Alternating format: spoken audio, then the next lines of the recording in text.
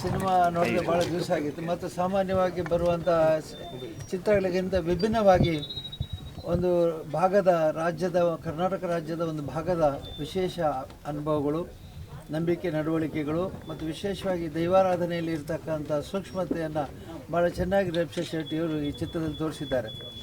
ಇಂತಹ ಒಂದು ಚಿತ್ರದಿಂದಾಗಿ ಯುವ ಸಮಾಜಕ್ಕೆ, ವಿಶೇಷವಾಗಿ ಇದರ ಯುವಕರಿಗೆ ಹೊಸ ಕಥೆಯ ಮತ್ತು ಹಳೆಯ ಸ್ಮರಣೆ ಆಗುತ್ತೆ. ಹಳೆಯ ಸ್ಮರಣೆ ಬೇಕು, ಅದರ ಜೊತೆಗೆ ಹೊಸ ದೃಷ್ಟಿಕೋನ ಬೇಕು. ಹೊಸ ದೃಷ್ಟಿಕೋನವೂ ಇದೆ ಮತ್ತು ಎಲ್ಲ ನಮ್ಮ ಜೀವನದಲ್ಲಿ ಅಸತ್ಯದ ವಿರುದ್ಧ ಹೋರಾಡುವಂಥ ಕಥೆಗಳೇ ನಮ್ಮಲ್ಲಿ ಜಾಸ್ತಿ.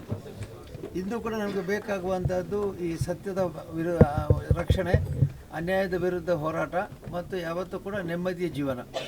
ಈಗ ಮೊದಲ ಚಿತ್ರದಲ್ಲಿ ನೆಮ್ಮದಿ ಇಲ್ಲದೆ ಇರುವಂಥ ಒಬ್ಬ ವ್ಯಕ್ತಿಯ ಕಥೆಯಿಂದಲೇ ಅದು ಪ್ರಾರಂಭ ಆಗಿದೆ.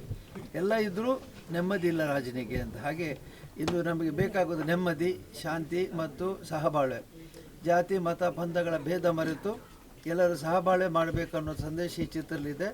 ನಾನು ಭಾಳ ಸಂತೋಷಪಟ್ಟಿದ್ದೇನೆ. ಇನ್ನು ಆ ಚಿತ್ರ ನೋಡಿ ಇನ್ನೂ ಮೂಡಿಂದ ಹೊರಗೆ ಬಂದಿಲ್ಲ, ಆದ್ದರಿಂದ ಹೆಚ್ಚು ನಾನು ಮಾತಾಡೋದಿಲ್ಲ. ಅಭಿನಂದನೆ ಎಲ್ಲ ಕಲಾವಿದರಿಗೆ ಕೊಡಲಿಕ್ಕೆ ಬಯಸ್ತೇನೆ.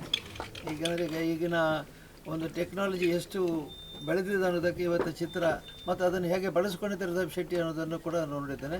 ಅಭಿನಂದನೆಗಳು ಎಲ್ಲ ನಮ್ಮ ಕಲಾವಿದರಿಗೆ, ಚಿತ್ರತಂಡಕ್ಕೆ, ಪ್ರೊಡ್ಯೂಸರು ವಿಜಯ ಅವರಿಗೂ ಕೂಡ ಅಭಿನಂದನೆಗಳನ್ನು ಸಲ್ಲಿಸಲಿಕ್ಕೆ ಬಯಸ್ತೇನೆ. ನಮ್ಮ ಶ್ರೀಮತಿಯವರು ಮತ್ತು ಎಲ್ಲ ಕುಟುಂಬದವರ ಪರವಾಗಿ ಅಭಿನಂದನೆಗಳನ್ನು ಸಲ್ಲಿಸಲಿಕ್ಕೆ ಬಯಸ್ತೇನೆ.